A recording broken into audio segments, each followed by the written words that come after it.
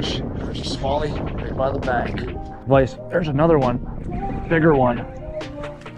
Another one. There's one. That is a hefty smallmouth right there.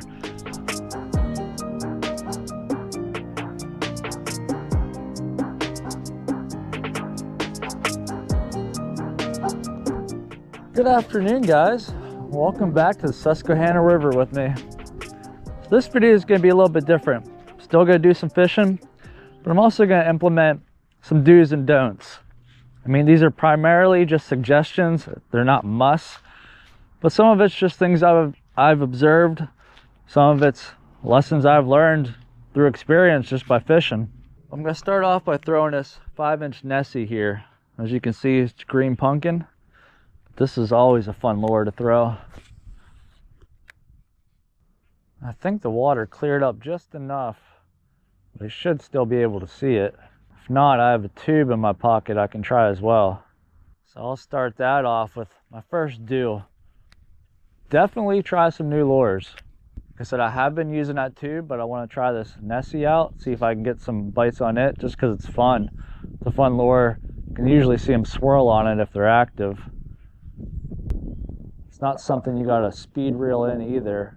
The water being a little bit chilly, kind of should be a slower action for them to come right to it, slow sinking. So I can pair that with a don't get caught up throwing the same thing all the time. I mean, I get it, we all have lures that work and we know they work, but it's just fun to switch things up, get out of your comfort zone. I mean, anything from a jig, probably even a chatterbait, spinnerbait, as you guys saw, hooked that muskie yesterday. So there's multiple lures that you can be throwing, but just don't get pigeonholed into one lure all the time. I mean, because you're just limiting yourself from experiencing other lures and trying them out too. I'm gonna spot hop between spots here at the river, and then I would like to try at Penge Creek again, see if anything else moved in there. And I caught that one little smallmouth yesterday. There should be more in the area of the creek at least, moving their way up. But one thing I like to do as well, which I'll add this to the do, definitely if you fish an area and you're not getting bit on, like say this Nessie for example, I mean, I might come back later, drag a jig or drag a tube. Sometimes fish just don't want what you're throwing. Even though you may think they do, sometimes they want things slowed down, or the opposite. Sometimes they want things sped up and they want something faster. You can get a reaction strike from them. And I've said this before, but kind of listen to the fish, see what they're doing. If it seems like you're throwing a moving bait and nothing's chasing it, maybe they're not in a chasing mood. But as the water and the days start to warm up, they should slowly start to be in that feeding mode and be a lot more active.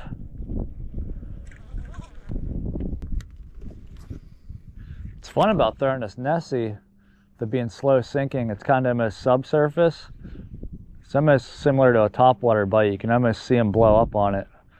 It's just exciting. It gets the blood pumping. So hopefully we can get something, take a strike at it. So you can also see something coming after it, and if you just see them following it, it's usually a telltale sign too that they're not too interested in it. Gives you a hint of where they're at because you saw them.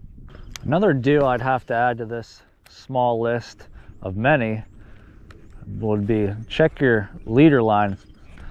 Me, I'm a big fan of using fluorocarbon to braid. I like the sensitivity. I feel like I can cast farther with braid than I can with just straight fluoro. But definitely periodically check your leader line for nicks. If you're using a jig and you're dragging it on the bottom, there's a lot of rocks around. Check it for nicks to make sure it's not going to break. If you hook into a fish, sometimes these smallmouth or even muskie, the toothy critters, they can leave teeth marks or just grind away at your line, which will weaken it. And if you don't pay attention and you don't check it, you know, I can tell you from experience, I've lost some fish by not checking my leader line. So that's definitely a do I'd have to add to this list. And I'll be surprised if nothing eats this. This looks so tempting in the water. Just has such an innocent, like dying bait fish look to it. But if we don't get bit on it, I'll get back to a jig, or more likely that tube. I've been having some great success with that tube. But if I can find at least one to bite this, I'm sure I can probably find more. I'm trying to keep my eyes in the water too to see if there's any minnows swimming around. That's another do. Definitely be observant of what's happening around you in the river. I mean, whether it's the bait fish schooling up, whether you see fish blowing up on top water and they seem to be in the surface, especially as spring starts to warm up here and we head into summertime. Scan up and down. I mean, a lot of these tips are for bank anglers. I mean, you can probably apply them to being on a boat or wading or whatever, but scan up and down the river, especially when you're standing in an area. Sometimes the fish might not be where you're at, but if you keep your eyes peeled, they'll give an indication of where they are. If they're not too far away, you can usually be feet and get down there and make a cast and catch something.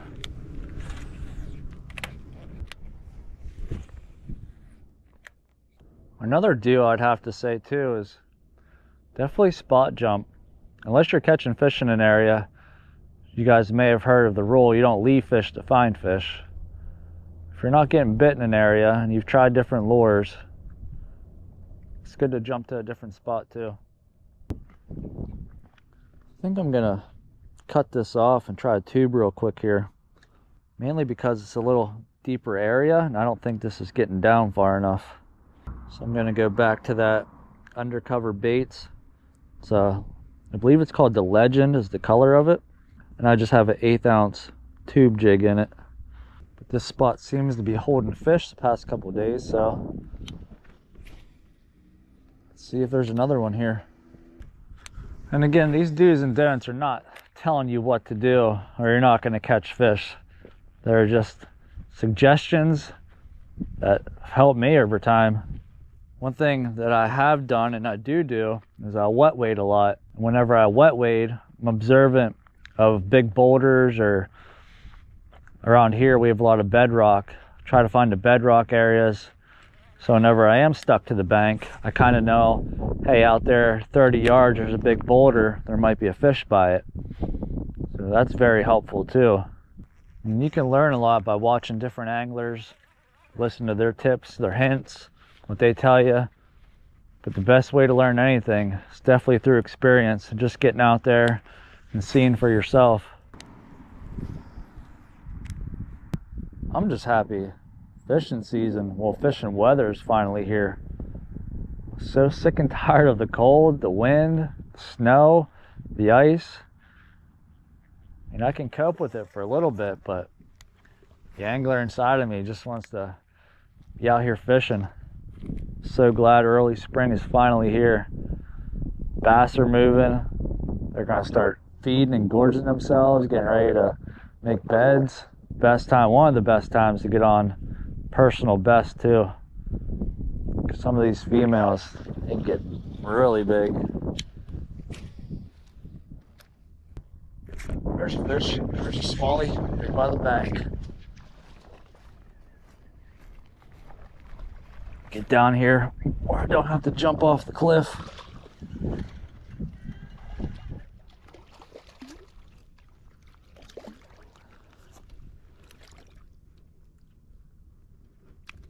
Not the biggest of bass we've caught, but at least we're catching something. Thanks for the fight, bud. Again, back to one of my do's. I switched baits. I went from that Nessie back to this tube. I'll probably go back to the Nessie here when I get to a different spot, but like I said, with it being deeper in this area, I didn't feel like that Nessie was getting down low enough. I don't have any nail weights. You can add nail weights to them, let them sink a little bit more, but that wasn't an option for me. So this tube got it done though.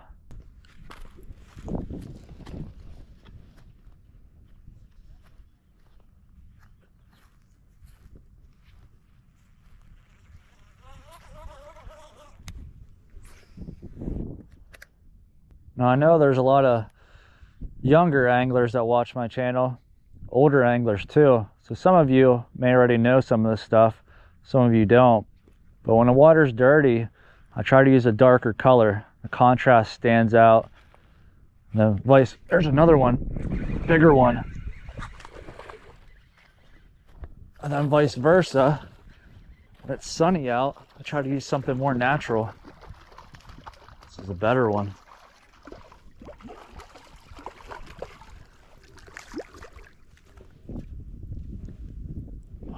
There we go.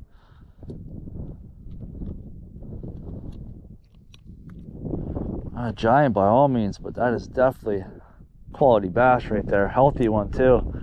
No sores or black marks on it. All right, thanks for the fight, bud. Well, that just reminded me of another deal. Definitely cast back in the same area if you caught a fish. Sometimes there's multiple fish there, especially this time of year. Not only will they school up, hang out, seems like in the spring, early spring, get the same size fish that hang out too. Big ones are with big ones, littler ones are with little ones, or before they spawn, male and female together. So just because you caught one fish doesn't mean pack up and leave. Definitely make another cast in there. And as you can see, there was two here.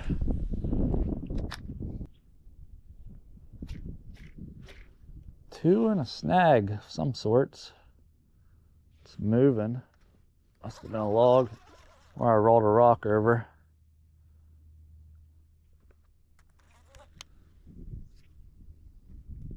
Guess I better take my own advice and check my line here.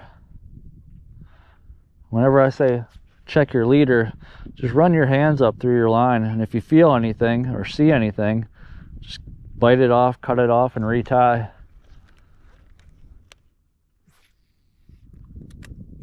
think my plan is to finish the stretch here. If I don't catch anything else, I'm gonna hop over to Penge Creek, see if we can hook into something over there.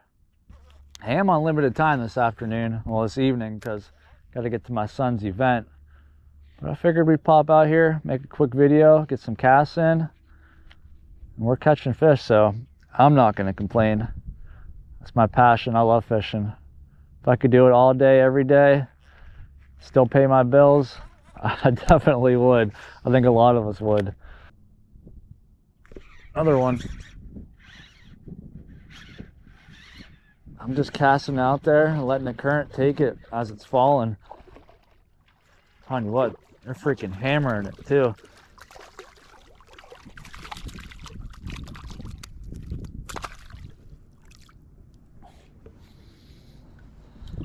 He just popped off, but I got him. Little guy. Again, so there's three in this area. I haven't moved from this spot since I caught the last one. But again, just casting it out there, not moving it, just letting it fall. I mean, for me personally, I love the 1/8 ounce. It doesn't fall like a bullet, like a rock. Has a nice slow fall to it, and it kind of just tickles off the bottom.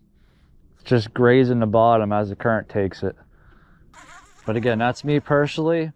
And for you guys that fish, you probably have your own personal preferences. But if you don't know where to start, when the water's high, if you're fishing fast current, I'd say 3/16 1/4 ounce. And if it's calmer, a little shallower, anything from an 1/8 to a 1/16 is usually good starting points. All right, well, some pretty good action here at the river, but I'm gonna hop over to Penge Creek, see if we can keep this momentum going over there.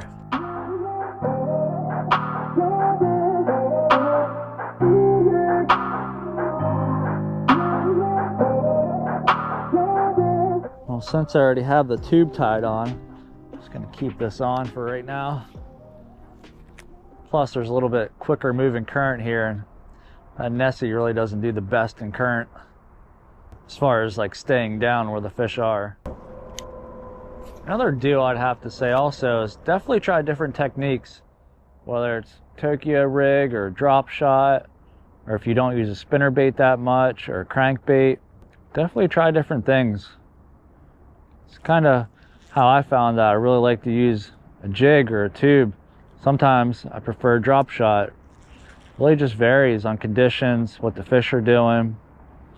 But it also puts a feather in your cap too, so to speak, to where you kind of have experience and you're familiar with using something like that versus just a complete foreign language to you and you don't know what you're doing at all. Plus it's fishing. I mean, it's a pretty broad aspect. Trying different lures, trying different rods, different actions of rods, different reels, whether it's a bait caster, BFS, spinning reels. Again, I'm a man that doesn't like to limit himself and likes to expand and try new things. And if you're like that, definitely something I'd highly suggest is definitely try some other things. One lure I don't really throw too often, I just started last year, was like big paddle tails. And I believe it was BERKLEY or Strike King. I think it's Strike King came out with a final copy, which I picked one of those up from my local tackle shop. I'll pop it up right now on the screen. But I'm going to try that out this year. Again, it's something new to me. It's out of my comfort zone, but I don't know. We'll see how it goes. And if you guys have any helpful suggestions for other anglers, leave them in the comments too. Well, my son's event is over and I still have a little bit of daylight. So I'm going to fish this spot where I fished that Nessie earlier and didn't catch anything. I'm going to throw the tube around.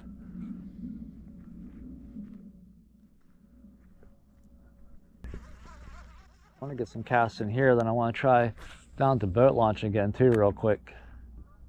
As I look at the moon, that gives me another hint tip I can give you, especially as it's starting to warm up here coming into summertime.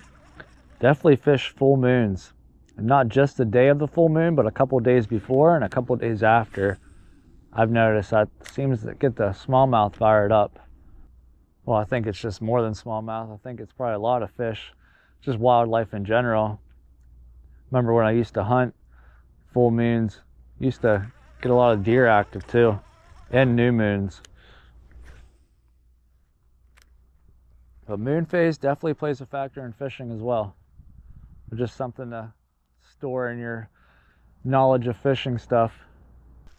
Well, another helpful tip I can give you too, well, more or less advice, is for spots. So one thing that helped me when I first started fishing was Google Maps. Definitely in your area, just pull up Google Maps, zoom out, and follow the river or the creek, and just look for areas that seem like it's public. I mean, if it's not public, I'm not advocating trespassing at all, but if you're around the area and the owner comes out, you can always ask permission too. But just pull up Google Maps, and there's usually some spots within a mile or two that you probably aren't even aware of. And whether it be a boat launch or, I don't know, a campground that has public access, but definitely use Google Maps to look for spots too. It's really helpful. And then as you talk to other anglers too, you can also get tips and hints from them too. But hopefully that helps some of you guys that feel like you don't really have spots, because I'm sure there is spots around, you're just not aware of them. You don't know what you don't know. But we're gonna head out this trail. Hopefully we can get on a big smallmouth at the river here.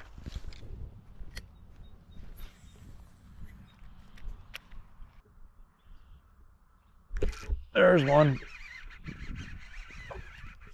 I figured I'd stop here real quick before I run to another spot. Man, this one's putting up a heck of a fight.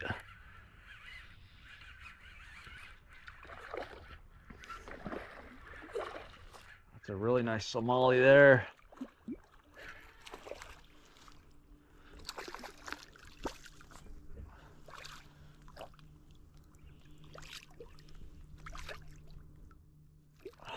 On the tube, look at that beauty. That is a hefty smallmouth right there. Pre-spawn smallie, baby. Thanks for the fight, bud.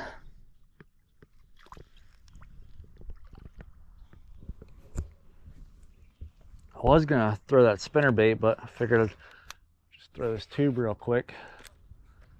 Like I said, I'm just passing through here, but this is usually a spot that holds some. There wasn't anything here yesterday, but like I said earlier in my video, some do's and don'ts. Definitely keep trying spots. If they're not there one day, that doesn't mean they're not going to be there the next day. All right, now I'm going to head to the spot I was originally going to try, but this was a successful stop here. Again, on undercover baits. The Legend is the color of this tube. Check them out online. I'll leave a link in the description too where you can find them. Well, this is going to be the last stop for the day and the video, because I got to get home and do some editing. It's one of the bittersweet parts of recording is somebody has to edit it, and that person is me. So if you like these videos, please definitely give it a thumbs up. Please subscribe, so that really helps the channel. Plus it helps to motivate me to keep going. I mean, I have no plans on stopping on anytime soon, but I would just appreciate the support. Once again, I'm going to start with the spinner bait here. We get nothing on that. Switch back to the tube. That tube has been killing it for me. I mean, I've thrown the tube on and off throughout the couple of years that I've been fishing, but it's definitely a lure I'm going to be throwing a lot more this year. Every year I like to pick something and use it more often than not. This year I'm definitely going to go with some glide baits or bigger paddle tails. Definitely the tube. Might work some other lures in there too, but I always try to advance and just learn other lures, get used to them. All right, the last and final do or helpful tip / advice that I can give you is if you're fishing with braid to a fluoro leader, a helpful tip is to bring another rod, which is that one I have my spinnerbait rod. It's all fluorocarbon. So if my leader line snaps off, and I just got smacked right there, and I don't have leader line with me, you can just take some fluoro off your other rod, cut 6 foot whatever off that. That's something that's really helpful. It's saved me in a pinch multiple times. So basically you just carry 2 rods. Get your braid with a leader rod. This one's a BFS setup here, and then the other one's just a fluorocarbon on a bait caster. Yeah, I just got rocked right there by something. Alright, well, I'm going to end the video here, but hopefully there was some useful advice in this video to help you on your next fishing journey. But again, if you're not subscribed, I ask that you please consider subscribing. If you like this video and the context of it with the helpful advice, please give it a thumbs up. Leave a comment too. Like I said, I can do more of these in the future as well. But I'll see you guys soon. Stay fishing, stay anchored. God bless you.